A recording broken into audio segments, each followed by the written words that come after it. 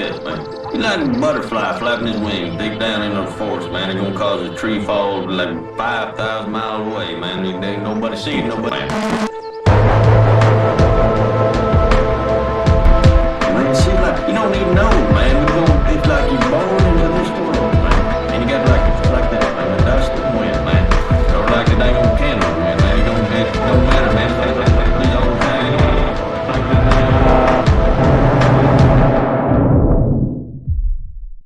All right. Well, Hild, welcome to the Jay Burden Show. How you doing, man? Great to be with you, man. Yeah, I'm glad to have you on. It's funny. I think I've got your ad copy on the Good Old Boys memorized at this point. I mean, I'd probably have it better if Bog Beep could ever get through the whole thing without tripping over his words. But nonetheless, man, I'm glad to have you on. Obviously, I'm familiar with who you are and what you do, but my audience might not be. So what do you do, man? Yeah, absolutely. Well, first I'll just note, it's funny. I promised them new copy for the new year. Like I was going to take Christmas break and write some new jokes and stuff like that.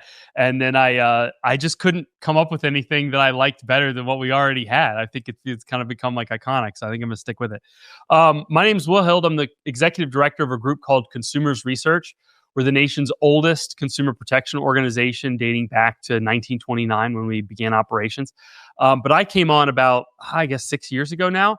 And with the focus of retooling and regrowing the organization to focus on woke capitalism and ESG, and we can get into what those things are and what that means, but just sort of noticing that more and more of the quality and of goods and services that we provided in the market were being dictated or mitigated by this ESG phenomenon and determined by that, and sort of going at that and saying, hey, we need to be focusing on corporate America, on providing goods and services, not on becoming a, political utility for the Democratic Party. Yeah. So when we're obviously, you oftentimes discuss ESG, and it's sort of a frustrating issue to talk about because there actually is something really threatening in that conversation. But oftentimes, you get to talking about BlackRock and Larry Fink, and you get the kind of, maximal tinfoil hat level of conversation where it's like, look, like, I'm sure he's not a great guy, but starting off with he can unzip his face and reveal a lizard person underneath is, while technically true, may not be the best start to a discussion. So if you could you give the kind of reasonable take on ESG, why it's a problem, and then how that indexes with your work in consumer protection? Absolutely. Absolutely. Well, first, I always want to start off by defining ESG, because part of the tactic itself by the left is it's a Mott and Bailey. So the definition of ESG as it exists in the world, or the phenomenon, is much broader than things with the term ESG on the label. And so when you start attacking ESG, the phenomenon, they will run to, what's your problem with ESG funds? So imagine for a second, you have like a Venn diagram circle, like a huge circle, and we're labeling that the entire phenomenon of ESG. Okay. And I would define ESG as financial services companies using their market share to push a far left progressive agenda. So that circle would encompass everything financial services companies are doing to move that forward.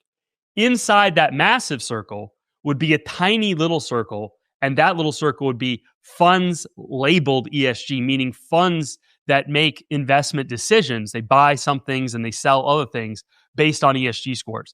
And so people hear ESG scores and they think, oh, well, companies just doing this because if they have a high ESG score, then these ESG funds will put more money in them.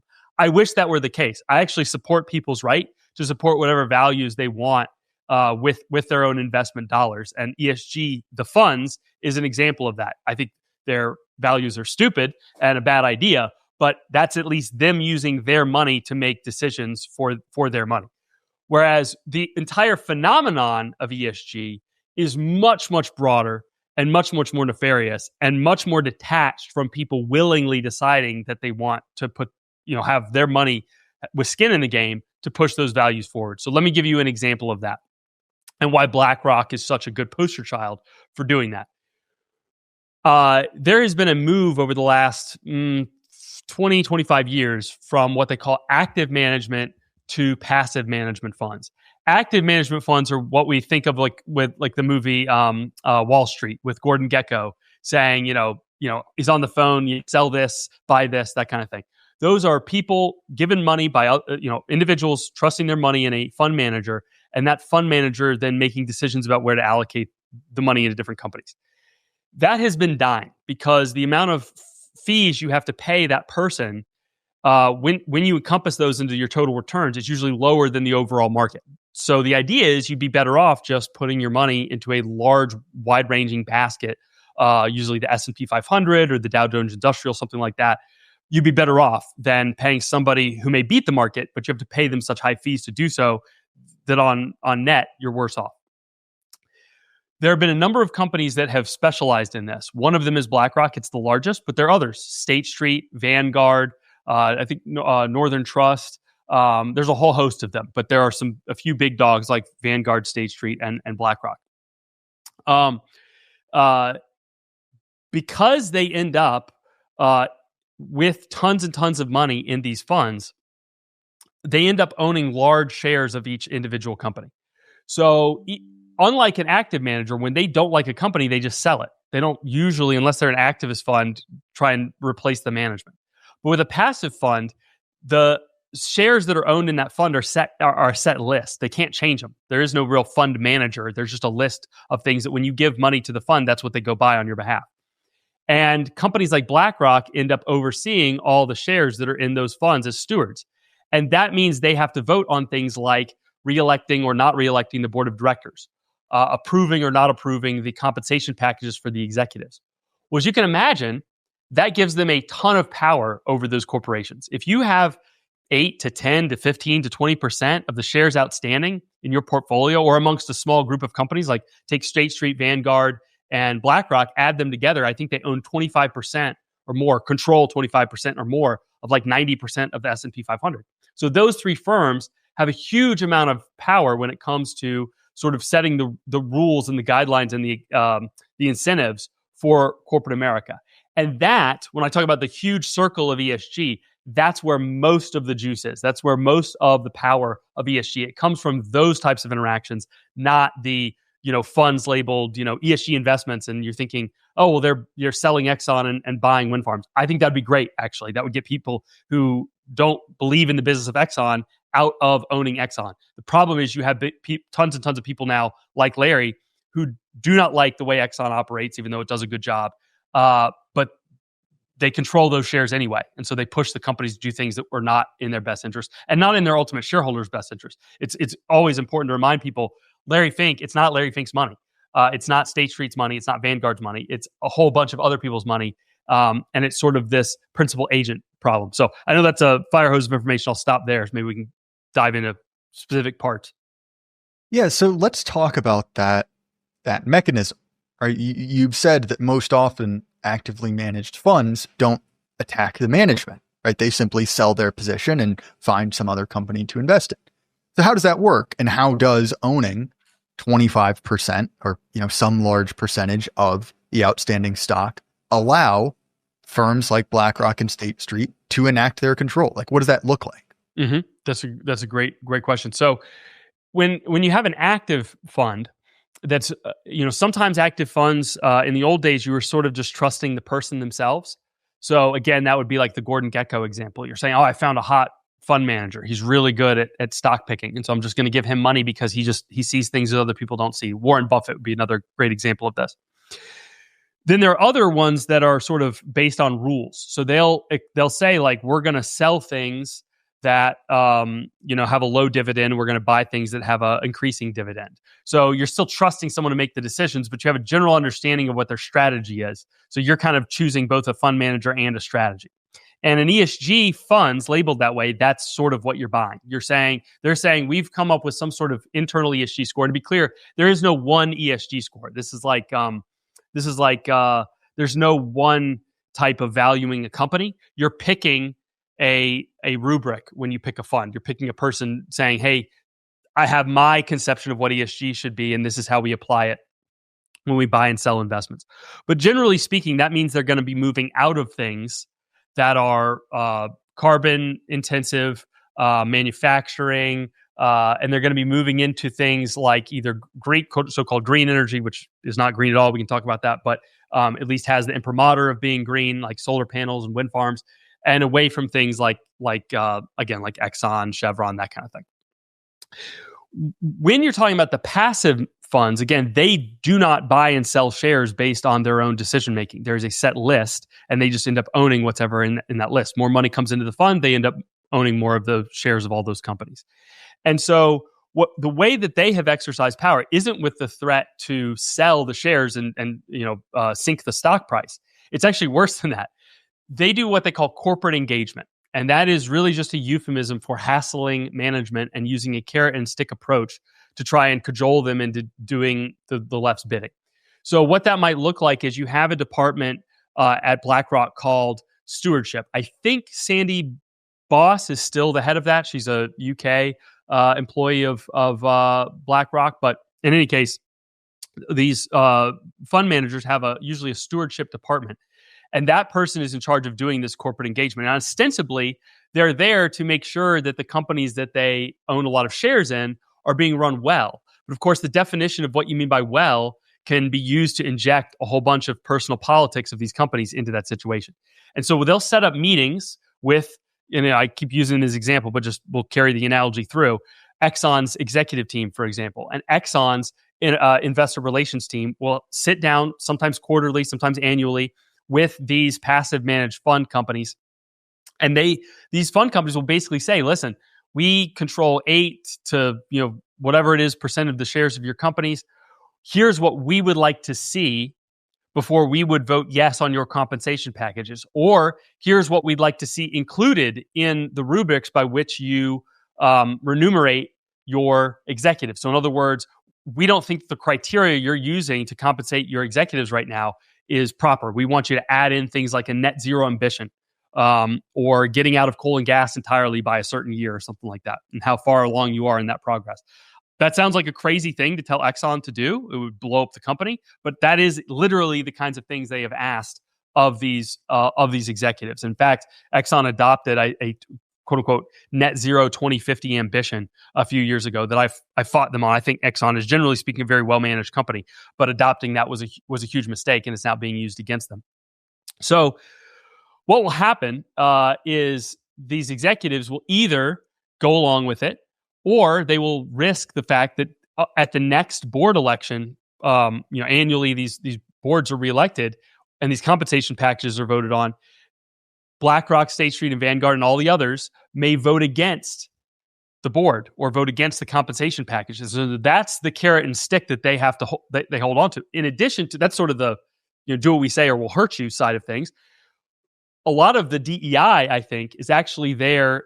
We both fans of good old boys and their focus on the patronage pill. I think a lot of the DEI is actually there as an excuse for Larry Fink and others to put their favored candidates on the boards and have an excuse for doing so. So you can say, oh, your board doesn't have enough women or black people or gay people or something like that, and then use that as an excuse to force them to take on somebody that's loyal to you at these asset managers. So it's actually a very smart way to build a base of power within corporate America, where just holding one large company like BlackRock, you can influence all of corporate America with other people's money. You're in this weird middleman position where it's not your money, but you hold the authority of the assets. And so you're able to sort of push forward a political agenda and create a patronage network within corporate America that answers to you roughly. Yeah, and that is, you mentioned earlier the principal agent problem. And this obviously smacks very much of James Burnham's The Managerial Revolution, right? The idea that ownership is no longer really connected to authority. This has been delegated to managers, right? Asset managers, quite literally in this case. But also, right, 100 years ago, you could go to Ford Motor Company, ask to see the guy in charge, and there'd be a guy named Ford there, right? Someone who is in sort of a monarchical fashion, either the guy or connected to the guy who started, as millennials would say, the thing. Whereas once you have, wide proliferation of joint stock ownership, everyone, if you're not stupid, effectively is involved in the market to one degree or another. You simply have to keep pace with inflation. Well, that means you kind of own a little bit of Ford through a plan you got at your job, right? You probably aren't really checking it all the time, but you do. But, your fraction of a fraction of a fraction of Ford has really no power to it. But because those are managed by managers, go figure, right? They get to sort of on your behalf control all of these companies. And look, I'm guessing that there is some kind of standard. This is what we call, by the way, Will, a leading question in the business. I'm guessing there's some kind of standard for those managers, right? One, in whose interest are they supposed to operate? And how well do we see them sticking to that?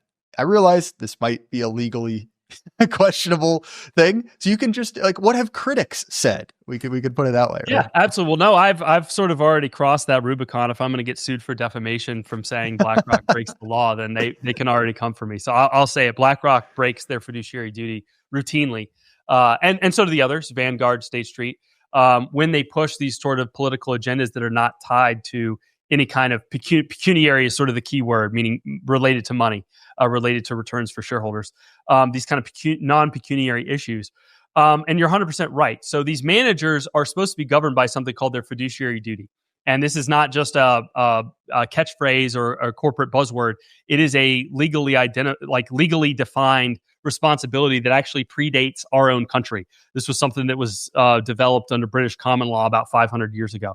So this is a long-standing legal duty that groups like BlackRock have when they're managing other people's money. Now, the problem is, and this kind of goes back, this gets to a more philosophical issue that we're running into. I mean, basically goes back to James Burnham's The Managerial Revolution, which is to say that they have a legal burden that they're not following is only one step in the process, because then it gets a question of enforcement and who decides when they're violating it, right?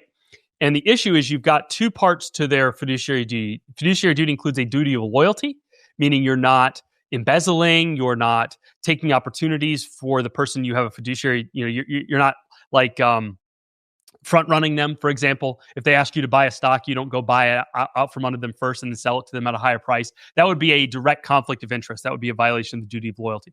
But there's also a duty of care. In other words, my wife's an OBGYN, for example, so the doctor example comes to mind.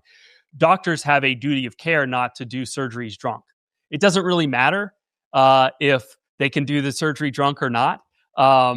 They just shouldn't be drunk, because that violates, all understand from a Hippocratic Oath standpoint, that violates their duty of care when they're engaging in medical treatment of any kind. To be inebriated is a violation of that.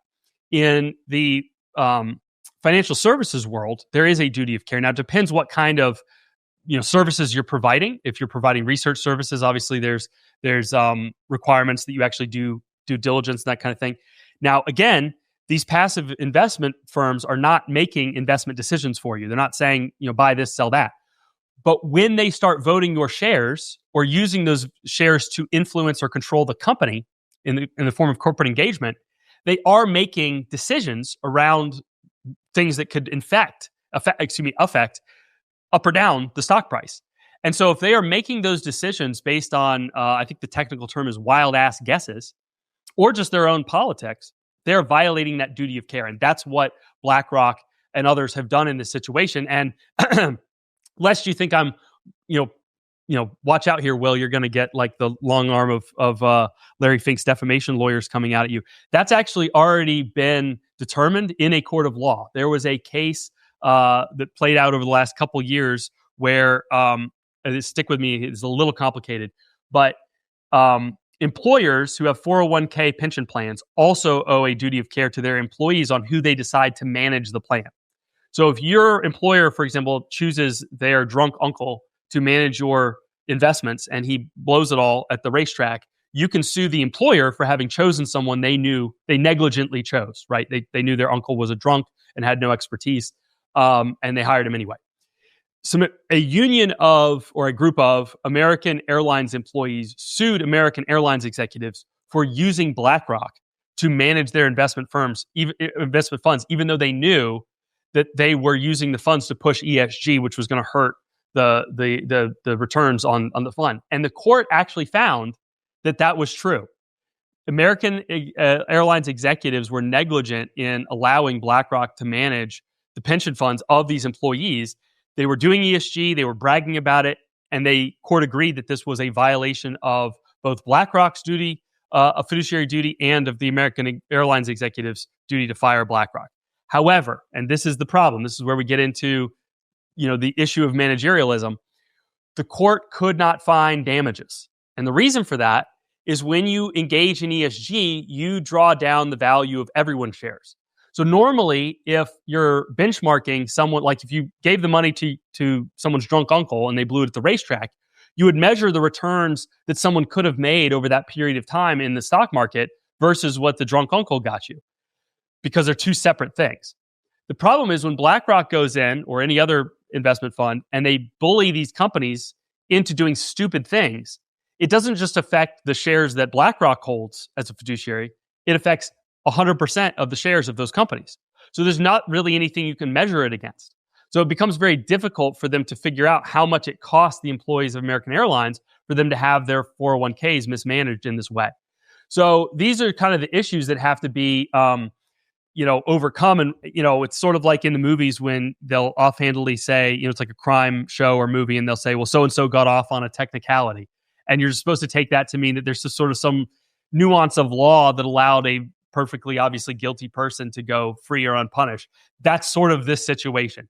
It's not that it's not clear to courts that have adjudicated it that they're violating their fiduciary duty. It's that they can't figure out a legally recognizable way to assign damages to that.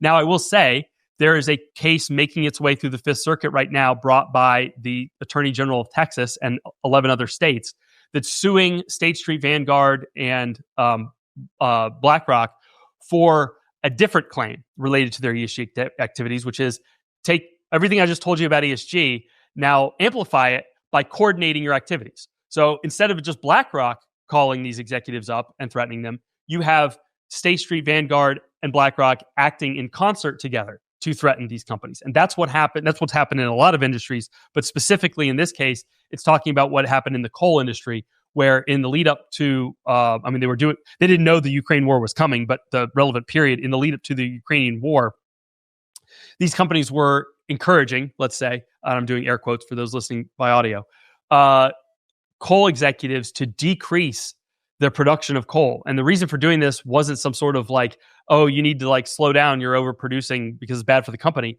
It was purely ideologically driven in the idea that they were going to basically ultimately reduce the amount of coal produced to nothing. Now, in the interim, this raises the price of coal precipitously. And after the Ukraine war started and Germany had to switch from Russian natural gas to coal, most of Europe did, the price of coal went up like, I think, 4x over a very short period of time. And a big reason for that is because these companies had not been able to invest in the production because they had these owners of their shares or controllers of their shares pressuring them to do so. Well, that is like a textbook antitrust violation. So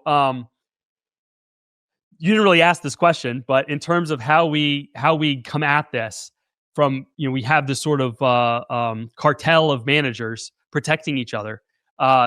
You kind of have to figure out those types of problems because it's sort of, again, I go back to James Burnham, the managerial revolution.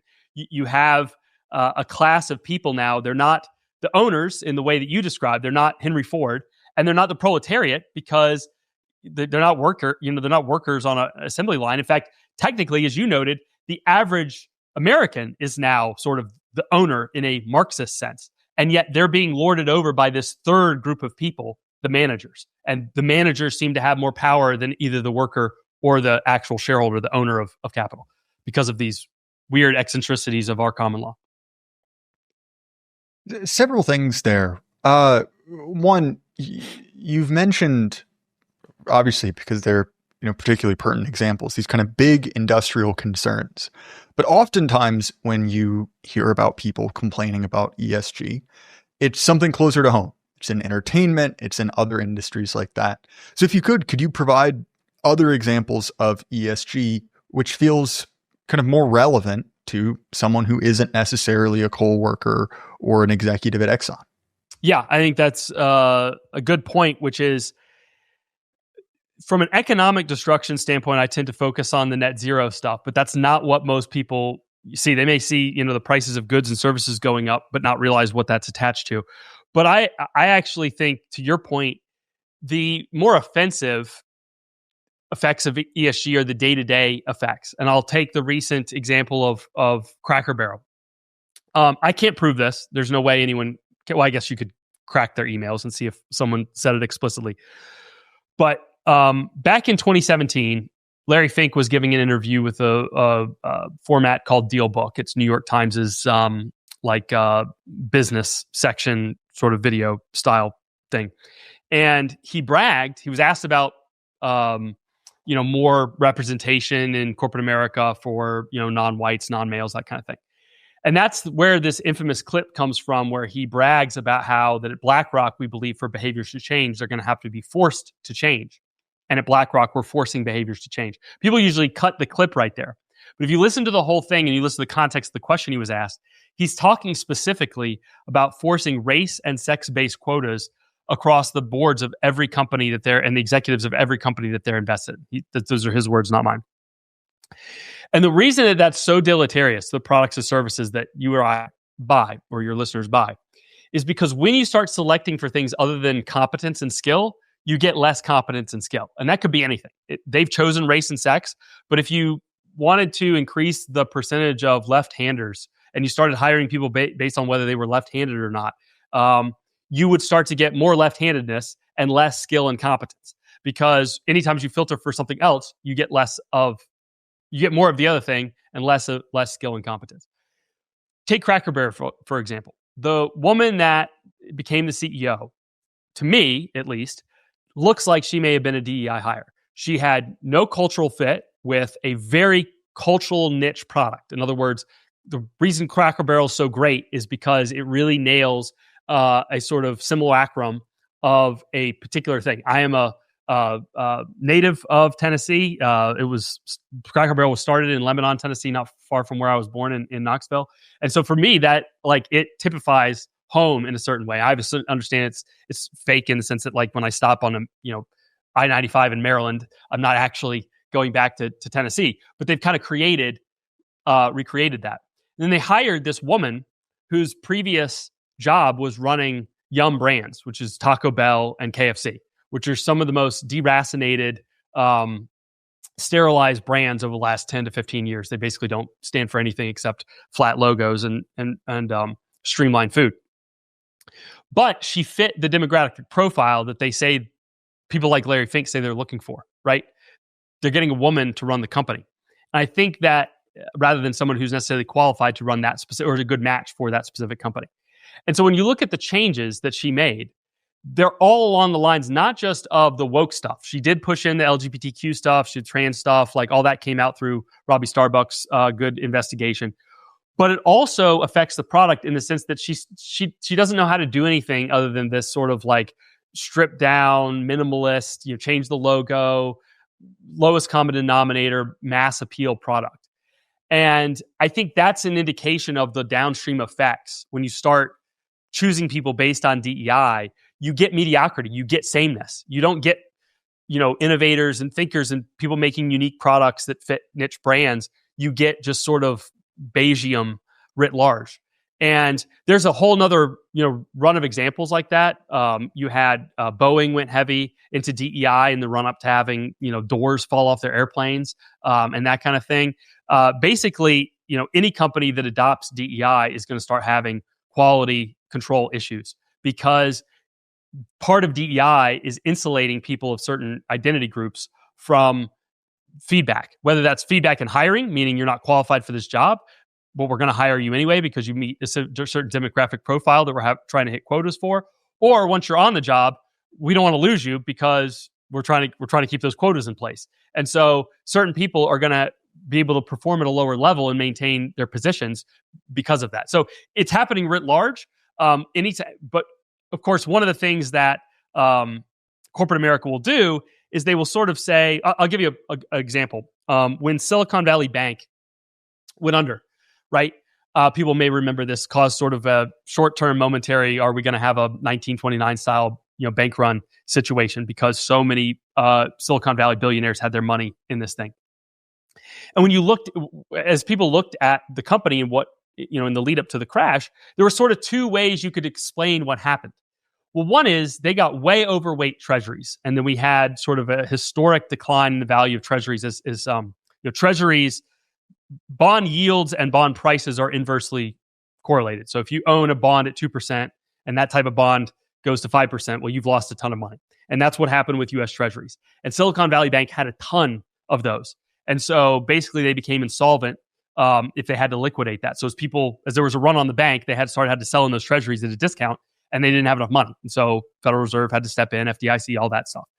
Well, in interviews, in research, it came out that their risk management officer, the person who's supposed to be looking at those sort of, hey, what if this happened? Would we have enough money on hand to pay all the depositors out?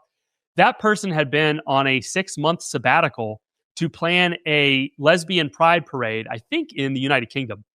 And so had not even been at their job during that period of time.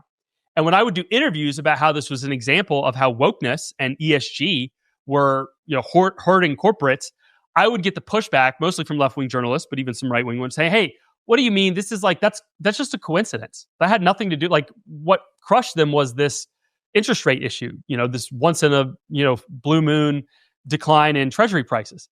And see, it's an issue between first and second order effects. Correct. Yes, it is true that the first order cause of Silicon Valley Bank going out was that treasuries declined. But the second order effect of this, the cause behind the cause, was that they were focused so much on woke issues instead of making sure that they had their bank balance sheet solidified and ready for, an all-weather situation, which is what they're supposed to be doing. And so I would say corporate America is in the same situation. You can look at a building that burned down and say, well, it's because the fire alarm didn't work. But then you can find out that the fire alarm didn't work because they've been hiring based on DEI and not competence. And so no one was replacing the broken fire alarm, if that makes sense. And that's sort of happening writ large across corporate America. And so the goods and services are sort of declining in quality for that reason. Well, I mean, you see this in kind of typically corrupt blue cities. New Orleans comes to mind, where, okay, yeah, New Orleans, well, I guess I was going to say is a shithole because of, but a large part of the reason, one of many reasons, I'll put it that way, obviously is Hurricane Katrina. And you can say, oh, well, I blame the hurricane. And it's well, yes, of course, the hurricane is the problem, the kind of the first cause for a large, number of these issues. But also, the guy you paid to keep the pumps working never showed up. So the pumps didn't turn on because they hadn't been worked on in a decade. And it's okay, that's also a relevant factor, right? It's a both and sort of thing. I'm curious because you mentioned hiring earlier. Have you read this piece? It was in Compact, The Lost Generation. Yeah, big fan. Yeah, and Dave Green, the distributist, wrote a great response to it. It came out today. You can find it on his Substack for those interested. But a lot of this was chronicling the difficulties that particularly young white men have had in the job market after, the Great Awakening, right? The kind of mid-Obama years. And so I'm curious, right? If we hear about this push for diversity at the executive level, the idea that we need to be hiring more people of color, more women, more, sexual minorities, is there any relationship between the broader hiring issues that certain demographics are facing? And if so, is this one of those first or second order effects? Is it BlackRock saying, no, we want more diversity all the way down to the ground level, company wide? Or are they simply saying we want more at the executive level, and those very woke, privileged, to use their term, executives are saying, well, I'm going to replicate this more of me, so there will be more people like me? Or is it kind of a mix? I realize I threw a bunch at you there, Will, but I'm curious to get your thoughts. No, I'm glad you brought it up that way, because I think you're exactly right. It's a self reiterating feedback loop. So it's both, but they feed on each other. So I mentioned before that one of the motivations that potentially could be behind companies like BlackRock pushing this kind of stuff is that because executives and board of director members who are earn their spot by being really good at their job or having the requisite skills, they don't really, they do rely on these asset managers to reelect them in the literal sense, but that's not the reason that they were able to climb to where they are. They're competent. They know what they're doing. They have to quote Liam Neeson, a special set of skills that has allowed them to get there. When you are chosen because of your race or sex explicitly, and your politics, let's be honest, they're not, they wouldn't put Clarence Thomas on any boards. You owe your job to your patron, right? You can't just go get another job somewhere else without that person's help. Somebody who's really good at oil drilling is always going to be employable. Even if they got fired unfairly from Exxon, they would go work at Chevron or they would go work at BP because they're really, really good at their job. Somebody who's just there because they're part of a political patronage system is dependent on the patron. And that's not a defect, that's a feature of what they're trying to create. Once there, though, I've always said that DEI departments are cancerous, not just in the pejorative sense, like we hate them, they're bad, but also in the technical sense. A cancer cell, part of what makes a cancer cell, is that it doesn't actually serve a purpose within the body. Its mission becomes simply to grow itself, to multiply itself, and to gain more and more dominion over the host body until it kills the host. It's not meaning to kill the host, it's just a natural side effect of the fact that it's on an inexorable growth trajectory. And if you look at these DEI departments, that's exactly how they act. When you look at the way that they score, how well they've done as a DEI department, it's not, we added this much money to the bottom line of the company. We found talent in some faraway place that no one else could find because they're just too racist or whatever. And that person invented the next, better mousetrap or whatever, proverbial, improvement for society. That's not how they advertise what they did. They will advertise what they did by how much of the company now fits the demographic profile that's their preference, meaning how much they grew, usually non-whites, non-males. And then how many areas of the company DEI is now injected into. And one of the things they'll brag about is that constantly you'll hear this in corporate speak, or you used to. It's obviously gone away significantly since the election, but you used to hear them brag about, we've integrated DEI into everything we do, or DEI is the core of everything we do, right? That's not, that should be an offensive statement to shareholders. It's an aggressive statement towards shareholders and consumers, because what should be the foundation of anything the company's doing is not DEI. It should be either serving a customer base, or which really, the best way to frame it is it should be making money for shareholders by serving their customers. If it's not related to that, they shouldn't be doing it. But DEI again acts as a cancer in the technical sense. Its only point is to grow its size and dominion. And I may have forgotten the second part of your question, so I'll stop there. But I think that is a really important thing to note, because once you get a DEI department going, those people want to constantly hire more people based on DEI. And one of the reasons why sometimes I think conservatives, I'll just say this and stop, is that conservatives often they'll point to like a non-white or non-male person that's conservative and say, well, why don't you want like Stacey Dash to be at your company or something like that? And it's like, yeah, because they're not actually selecting for race and sex. Like that is what they're doing, but that's not the purpose behind it. The purpose is to be able to have an excuse to hire people within their political coalition and put them in positions of power and influence. And race and sex acts as a uniform, so to speak, and an excuse. So they can say, if they just said, listen, we just need more Democrats in charge of every company. Every company needs to be an arm of the Democratic Party. We're going to get rid of any executive or any board of directors who's not a Democrat. They would not be able to get away with that. The DEI thing gives them a fig leaf that they're attempting some other greater good, but what's really happening is their unstated purpose is to just become a political utility for the Democratic Party. And so when people take off the uniform, or when people wearing the uniform raise their hand and say, I'm actually not part of your army. In other words, like I'm black or I'm a woman or whatever, but I'm not a Democrat. And then they're shocked when like they don't apply the same patronage or DEI rules to that person, you shouldn't be confused. You've just self-selected out of the whole purpose of what they're doing. So why would they pick you for something? But that kind of, the reason I mention that is it sort of helps people understand why this is a crisis of managerialisms or managers in revolt, rather than just some sort of, general societal obsession with increasing the number of Black people or women. If that was really the motivation behind it, they would not select out conservatives, women or Blacks or gays or whatever when they make these types of selections. That's not the purpose behind it. That's just the fig leaf they use. Yeah, so several things there. One, I think probably the best analysis is Spandrel's essay on bio-Leninism, where he talks about exactly this process, that it's actually an advantage to have an incompetent person in a position of power under you, because they understand that on a fair field, they wouldn't have this great job. They wouldn't have the corner office.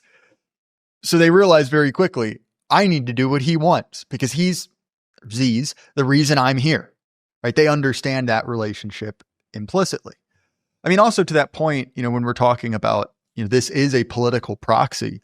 I mean, look, man, like you see this with the traders, right? When, Joe Bidenopoulos said, I can't remember the front half of the sentence where he basically said, if you're not voting for me, you ain't Black. He's not wrong. And conservatives mocked him for, having poor biology, but that's not the point that he's making.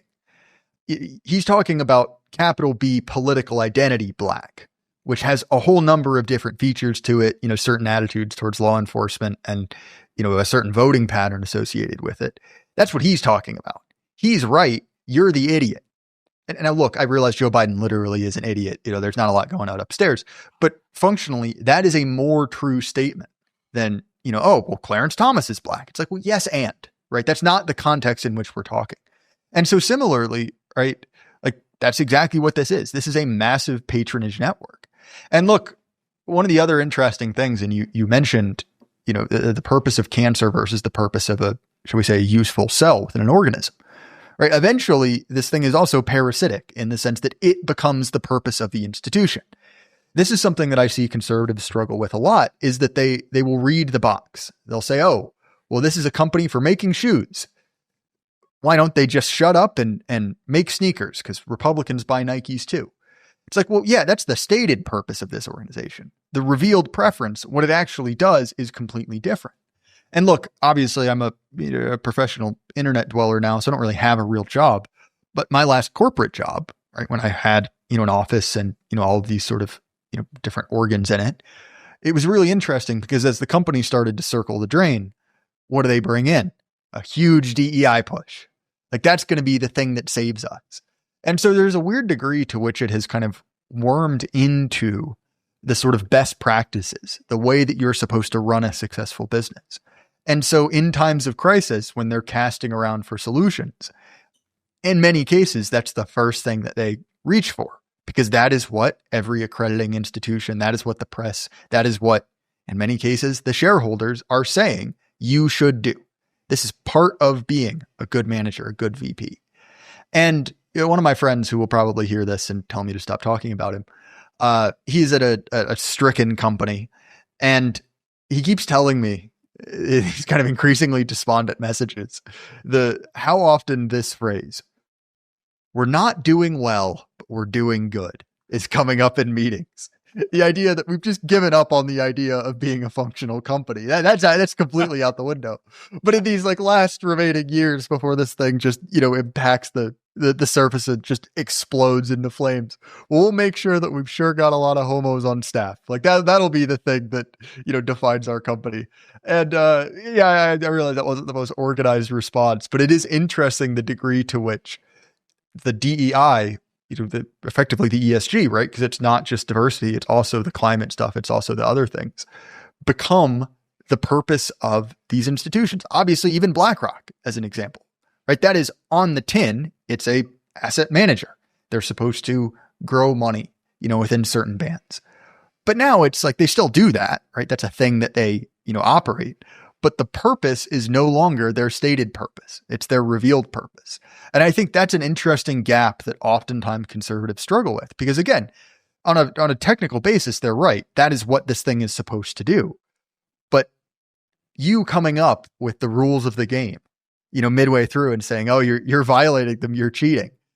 They don't care. Obviously, they don't care. And I think that is sort of a trap that critics often fall into. If you see what I'm getting at. Yeah, I mean, we've done the same thing with journalism, where someone will find out a journalist, like that time they caught that, and I noticed nothing ever came of that. But didn't they catch somebody from NBC like following the jurors home from the Rittenhouse trial or something like that? And you'll see these pieces where it's like that's not within the journalism rules of ethics or something like that. It's a little bit like you've caught a double agent inside the CIA or something like that, and you start lecturing like, this violates the rule book at the CIA. What do you have to say for yourself? It's like, yeah, no kidding. They're not on your team. Like, why would they care whether you violate? Yeah. It's like they're literally there to like hurt you. Why would they care? And it's the same thing within a lot of these, whether it's journalists who are obviously just far left aparchicks, or inside corporate America. And I would say what's probably happening at your friend's company is, and this is where sort of the patronage network, goes from like, they have like, there's like macroeconomics and microeconomics. This is where it goes from like micro patronage to macro patronage system, right? If you have if let's say you're the executives at one of these companies and you just think you're doomed, you're, well, I don't want to name anybody because I'll get attacked for beating down on some poor company that's in trouble. But like, imagine a brick and mortar store that sells something that's easier to get on Amazon. That shouldn't be a hard thing to imagine, right? Like the last remaining Radio Shack or something like that. We'll pick you're running Radio Shack. Like, what exactly are you going to do? You probably don't have enough money to. The horse has left the barn. Maybe if you'd started right at the beginning, you could try and come up with some sort of same day delivery thing to compete with Amazon, or you could have only hired like full on autists to work at the store so that you come in here and you can build anything because we can tell you how, kind of like the old Home Depot model before they ruined themselves. But in any case, it's too late. You're sunk. You're just writing it out. You're collecting a paycheck, right? If you're one of the executives at that company and the writing's on the wall, why wouldn't you just virtue signal with your remaining days as hard as humanly possible and gain yourself cachet with the New York Times or Washington Post or with some other left-wing institution, or Larry Fink for that matter? I mean, if Larry Fink's out here running around saying, he only wants to put people of a certain stripe on boards, and you are able to signal to him, hey, I may not be a black guy or a gay guy or a chick, but I will work harder on this at Radio Shack than you've ever seen, right? Then maybe you could catch his attention and he puts you on some board of some company that's not failing, or at least not as far along in failing, right? So that's where it's a competitive go from, like, patronage at the individual company level to like, I'm not thinking anymore about me, the guy who runs Radio Shack. I'm just thinking about me, the guy who could go anywhere, and I need to get off the sinking ship. Oh, 100%. And again, this is what we call a principal agent problem, right? Where the people in charge of doing the thing have a different set of incentives than you, the guy who's ostensibly in charge of them, right? Obviously, again, with dispersed ownership, this is a difficult problem to point out who owns anything. But again, right, like this is the same pattern we see everywhere. So you've mentioned a couple court cases attacking, BlackRock and others, both for using ESG to manage, corporate funds, but also for seems to be antitrust violations. What is the fight against ESG looking like? Like, how organized is this? Who is going after it? And I know you mentioned, that this has become less vocal in the kind of Trump 2.0 admin, but has this actually stopped happening, or are we just changing our terms to do the same thing? Yeah. So as far as where we are in the fight right now, I neither want to give people too much confidence nor doom pill them. So they are no doubt on their back heels. If you look at where they were in 2020, 2021, 2022, 1,000-year ESG Reich was here. Groups like As You Sow, which are one of the big environmentalist shareholder activist nonprofits were saying, we're in charge now. We run corporate America. I mean, that kind of language is like being put into their, annual reports to their donors. That is gone. And if you look at, to the extent they're talking at all, they're talking about the retrenchment of ESG, the companies abandoning net zero pledges, the companies changing the name of their DEI departments. And there's this sort of morose, the party's over type of tone to the things that they're saying. That said, I do an annual ESG conference for some folks that got recorded, I think, by staff of the hotel and leaked to the Atlantic earlier this year. And it's a great piece. I forget what the title is, which is really bad on me. I should know that offhand. But if you Google consumers research in Atlantic, it'll pop up. What's interesting about it, to me at least, wasn't just the fact that we were worth committing wiretapping crimes against, but at the end, it quoted some people in the ESG movement anonymously. And it asked them, well, hey, where do you, it seems like ESG's dead. Like, where do you think this stands? And what the person said was, I'm telling all of my people, which that statement in and of itself says a lot right there, right? This is a network. This is a ESG industrial complex. I'm telling all of my people just to lay low and try not to get kicked out. So basically, they understand now is not the time to put their head above the parapet. You have groups like us. You have, obviously, the administration. A lot of states have become activated against this. But that doesn't mean these people are self-deleting from these companies. They still want their jobs. They still want their sinecures. They still, to the ones that are true believers, want to wait maybe till the political wind shift and regain their corporate dominance utopia that they thought they had. So what it's going to take, unfortunately, is I tell my staff, last easy day was yesterday. Because when we started this, they were doing all these things and they were bragging about doing all these things. Well, they're no longer bragging about doing all these things. So we can't just go to their website and say, aha, you're discriminating based on race and sex. I mean, some of them still are. I think Microsoft basically told everyone to pound sand. They were just going to do it anyway. But more or less, a lot of them have changed the Department of Belonging, or they've dropped the E and just become Department of Diversity and Inclusion, because for complex reasons they're too tedious to bore you with. Equity is actually the most legally objectionable term in DEI. But if you are in the business, like I said, if you're a cancer cell, right, you don't just suddenly become like a kidney cell. I've never been able to actually perform valuable service for this company, but I guess now that I'm being told that I have to, I'll just figure out a way. These people don't know how to. They're incompetent. Or I should say, they're competent at one thing. They're not competent at making new airplanes or making sure the bolts are on so the doors don't fall out. But they are good at being cancer cells, and that's all they know how to do.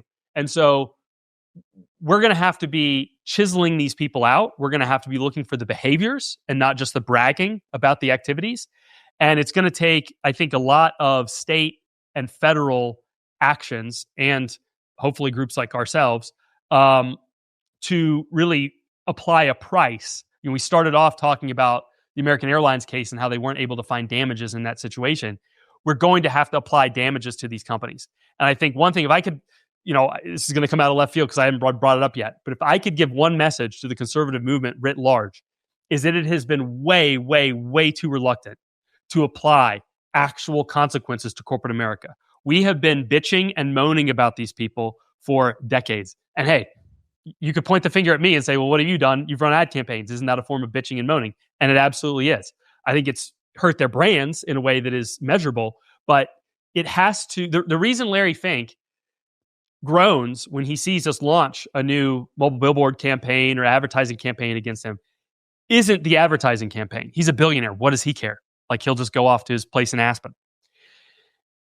He has to worry about the actual real world consequences, both legally and financial, that will befall his company if people wake up to the scam that he's running.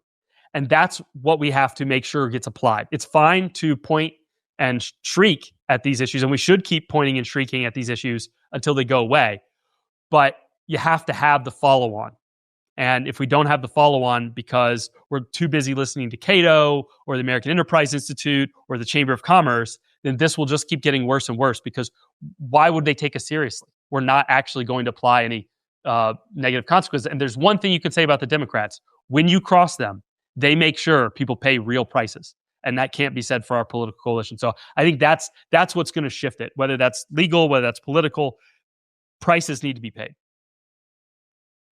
No, definitely. And I think that is something that you see sort of across the conservative movement. And I think a lot of it is libertarian priors. And when I say libertarian, I don't just mean like F.A. Hayek, right?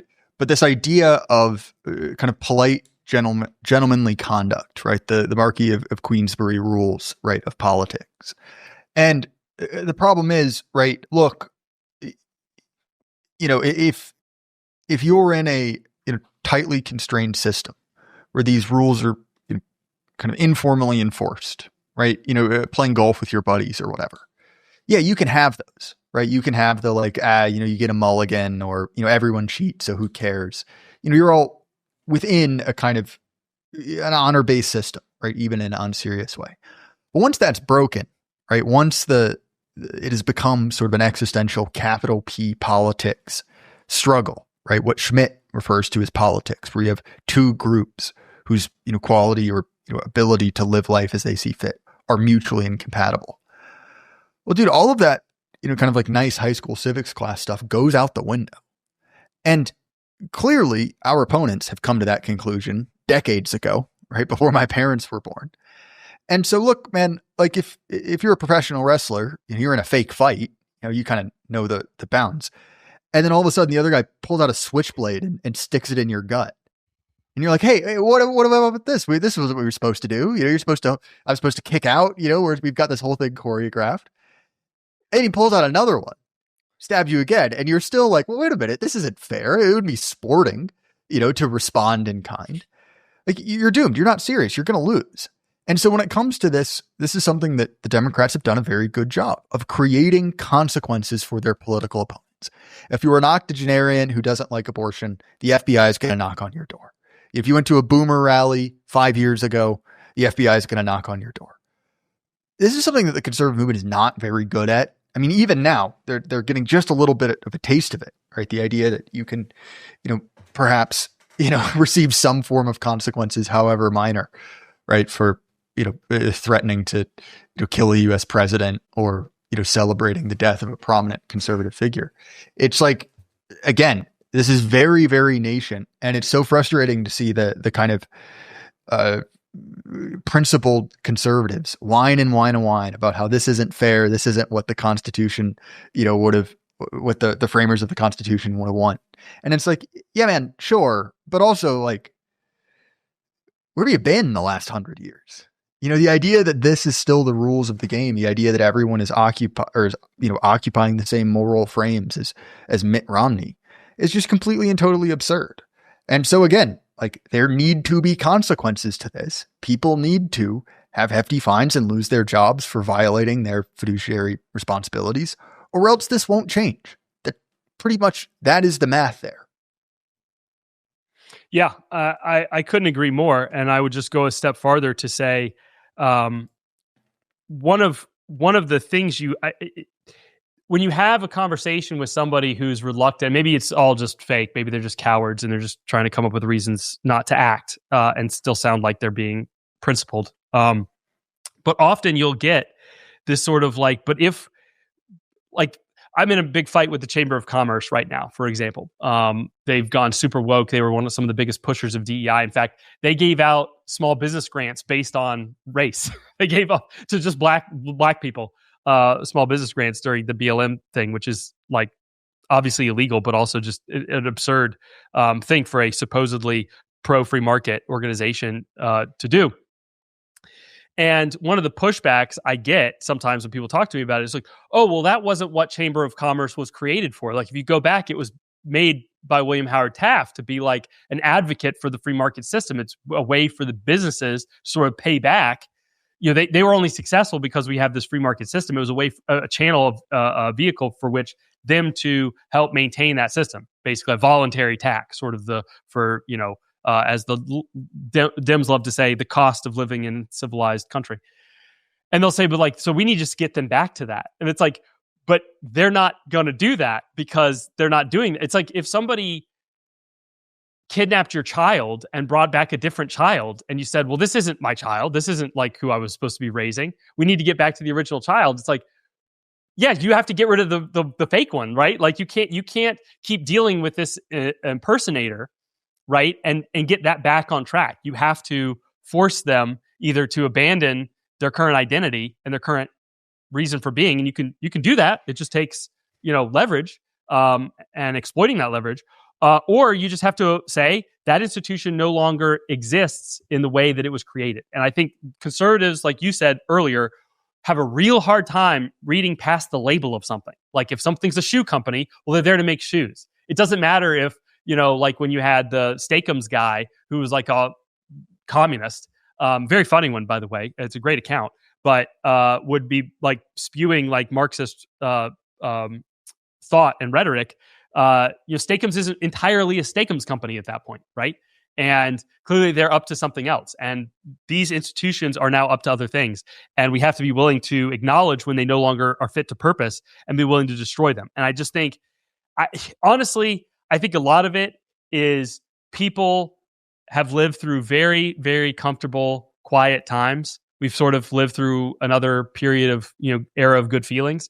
And they just don't want to come to grips with, especially the, people crap on the boomers, I'm about to as well, but I can understand your 60s. Like you feel like you don't really want to spend the last 20, 25 years of your life in some sort of revolutionary hellscape, but they become institutionalists because they're worried that if we start fixing things quickly and doing things in a way that's going to require that the ground is going to shift under their feet in ways that they're not ready for. And that's probably true, to be honest, and to be fair to them. But the alternative is to simply sort of die with a whimper instead of a bang. And to be clear, I'm not like, advocating anything in Minecraft or anything. I'm just talking about like, I'll give you a concrete example. Most states have a human rights council that, if for historical reasons, is the one charged with enforcing state civil rights laws. Most states have some sort of corollary to the Civil Rights Act that says roughly the same thing. And basically, no race and sex being able to be, part of the calculation of hiring and promotion.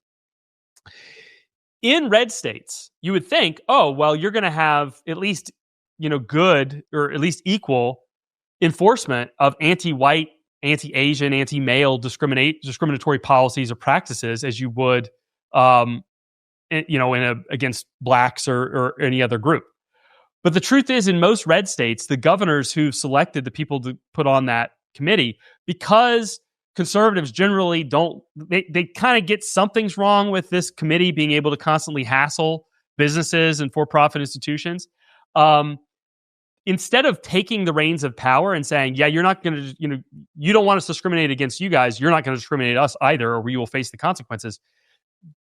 Those organizations basically just don't do anything in red states. They put people on them who will just sort of, a win is they just become benign, committees that just chat a bunch and then never do anything.